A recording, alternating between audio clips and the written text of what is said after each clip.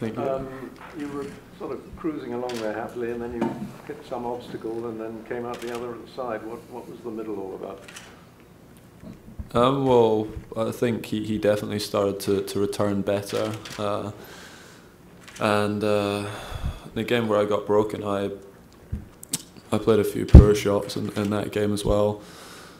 And he obviously capitalised on that, and you know it can happen in these conditions where it's so lively that you can mistime a few balls, and you know if your footwork and your movement isn't quite as it should be, you know you can definitely miss a few shots. So, but apart from that, I thought I played a good match against a tough opponent who I think plays well in these conditions, and it was a good win for me.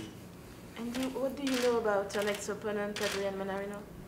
I watched him play a few times. You know, I've never practiced with him or played against him, but you know, I know about his game. I feel like I have an idea of what his strengths are, but obviously, you know, the way he plays against other players will be different maybe to how he plays against me, and you know, I'll need to work some things out for myself when I get on the court, but I would say I know his game fairly well. Yes, what are your objectives? How far do you think you can reach in this tournament? I have no idea, to be honest. I mean, try to win each match that I play. I started the tournament well against two tough opponents, in my opinion. Kohlschreiber and Pospisil are good players, and I think like these conditions. So it's been a good start, but I don't do that anymore. I don't look ahead or think about winning events whilst you know, in the third round or the fourth round. It's, you know, just concentrate on the next match and try and beat whoever you're playing on that day. Sorry, what does it take to do well over here? We've heard so much about the quote-unquote tricky conditions with the way the court plays and how it counteracts with the thin air and the speed of the ball flying through the air. So what does it take to do well at this tournament? I haven't done that well, so I'm probably not the best person to ask. But I think, look, it can be tough. The conditions from 11 o'clock in the morning are different to how they are at 2 in the afternoon, and then at 5, 6 in the evening the conditions are completely different again. You know, the middle of the day, you know, I think is when most of the players have been just talking about how lively and how quick it is. And it is, but then in the evenings the ball bounces a lot lower, and even when I was warming up for my match today at like 9:30, 10 o'clock, it's much easier to play. It's slower, the court's not as hot, and yeah, it's easier to control the ball. So I think when you are playing in those matches during the heat of the day, you need to trust your shots.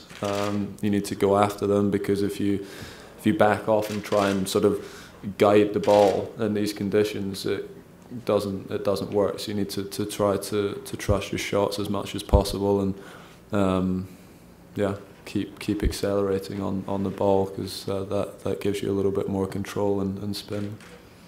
I mean, does that have something to do with the balls? Rafa said the other day that he criticized the balls being used here. Do you think it has something to do with the liveliness?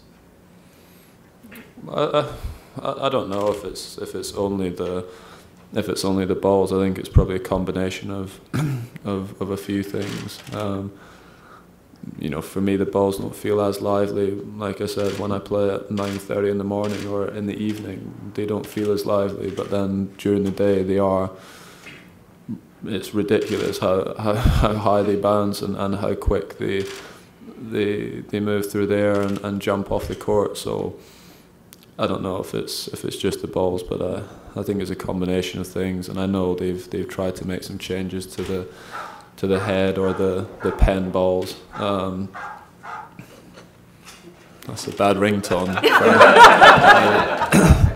Like that.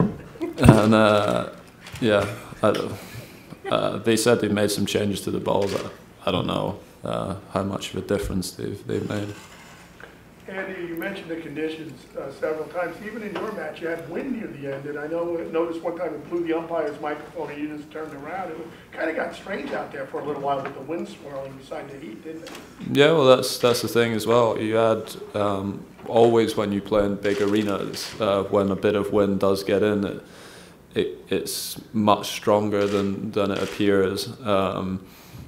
So yeah, when you add that into the conditions, it makes the ball even tougher to control. So I've been pretty happy with the way I've struck the ball. I've hit the ball very clean, considering in my first 2 matches, which is a good sign. You've been here a little while now. What have you been able to do over here in any sort of off time? I haven't done loads, to be honest. I mean, most of the days, you know, like right now, I finish when I finish doing this, I'll go back to the hotel, get some physio treatment, massage and stretch, and then maybe have a snooze, and then go out for dinner. You know, it's not like when we finish our matches at 3 o'clock, we have, you know, the rest of the afternoon to do stuff. You have to recover, and you know, this period here, it's a long few weeks. So also conserving your energy is very important as well. So I've gone out for dinner most of the evenings, but haven't done much else. As Americans, sometimes we don't understand these things, but I was just kind of curious.